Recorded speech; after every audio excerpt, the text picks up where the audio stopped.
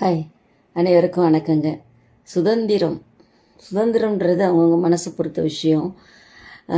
நம்ம ஃப்ரீயாக இருக்கோமா இல்லை யாரோட கட்டுப்பாட்டிலையாவது இருந்து அவங்களுக்கு நம்ம அடிமையாக இருக்கோமான்றது ஒருத்தர் குடும்ப சூழ்நிலை வாழ்கிற சூழ்நிலையை பொறுத்த விஷயம். இப்போ ரீசெண்டாக அண்ணா நகர் தாம்பரம் டு அண்ணா நகர் காரில் ட்ராவல் பண்ணேங்க. ஏசி கார் தான் ட்ராவல் பண்ணேன். பட் அவ்வளோ டிராஃபிக் ஜாமில் அவ்வளோ நின்று கார் போய் இறங்கிறதுக்குள்ளே அப்படியே 1.5 ஹவர்ஸ்க்கு மேலே ஆகிடுச்சு. அந்த கால்லாம் ஒரு மாதிரி மரத்து போன மாதிரி ஆகிடுச்சு. எப்படாப்பா நம்ம பூமியை விட்டு இந்த காரை விட்டு இறங்கி கொஞ்சம் நேரம் சுதந்திர காற்றை சுவாசிக்கலாம், காலார கொஞ்சம் நேரம் நடக்கலாம் அப்படின்ற மாதிரி ஒரு மனநிலை போயிடுச்சு. மனுஷங்க நம்ம இவ்வளோ சகல வசதிகளோடு வாழும்போதே நமக்கு ஒரு சின்ன கட்டுப்பாட்டுக்குள்ளே இருக்க முடியல. ஒரு 5 பேர் போகிற காரில் அவ்வளோ நேரம் நம்மளால் உட்கார முடியல. பிற உயிரினங்களை பற்றி கொஞ்சம் யோசித்து பாருங்கள். இந்த ஜூவில், வண்டலூர் ஜூ, அதே மாதிரி இந்த கோயில்களில் யானைகளை ஆசீர்வாதம் பண்ணணுன்ற பேரில் கொண்டாந்து கட்டி வச்சுருக்காங்களே, அது இனத்தோடு அது பிடிச்ச இடத்துல வாழாமல் இந்த மாதிரி கொண்டாந்து கூண்டுக்குள்ளே அடைச்சி வைக்கிறது எவ்வளோ ஒரு பாவமான செயல்னு நல்லா யோசித்து பாருங்கள். உங்களுக்கு எல்லாருக்கும் புரியும்.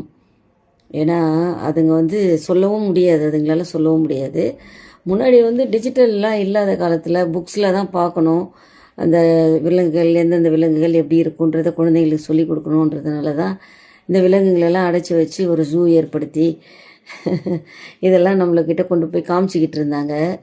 இப்போ நெட்டை ஓப்பன் பண்ணால் எந்த விலங்கு வேணாலும் நம்ம பார்த்துக்கலாம். எவ்வளோ பெரிய அமேசான் கார்டுனாலும் பார்க்கலாம். எல்லா வசதி வாய்ப்புகளும் இருக்குது. பிற உயிரினங்களையும் கொஞ்சம் வாழ வச்சா நல்லாயிருக்கும்.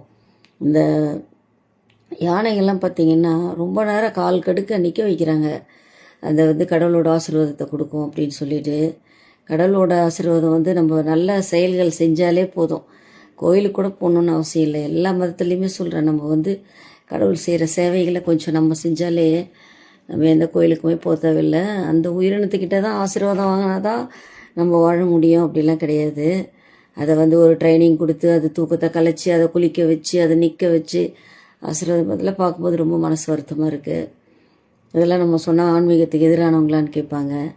ஆன்மீகத்துக்கு எதிரானவன் நான் கிடையாது. ஆன்மீகன்றது கொஞ்சம் அறிவியல் பூர்வமாக இருந்தால் நல்லதுன்றதுக்காக சொல்கிறேன்.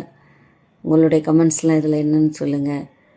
வண்டலூர் ஜூவில் இருக்கிற எல்லா விலங்குகளையும் கொண்டு போய் காட்டில் விட்டுடலாமா, எல்லாம் சந்தோஷமாக வாழலாமா சொல்லுங்கள். ஆனால் நிறைய பேருக்கு அதன் மூலமாக பிழைக்கிறவங்களுக்கு வேலை போயிடும். அதுதான் ஒன்று கஷ்டமாக இருக்குது. எல்லாம் என்னை திட்டுவாங்க. ஆனால் நீங்களே யோசித்து பாருங்கள், ஒரு எறும்பு கூட சுதந்திரமாக வாழணும் தான் ஆசைப்படும். என்ன தான் நீங்கள் சாப்பாடை போட்டு அதை கூண்டுக்குள்ளே அடைச்சி வச்சாலும் அது மனம் எவ்வளோ உளைச்சலாக இருக்கும். நீங்களே யோசித்து பாருங்கள். Thank you so much.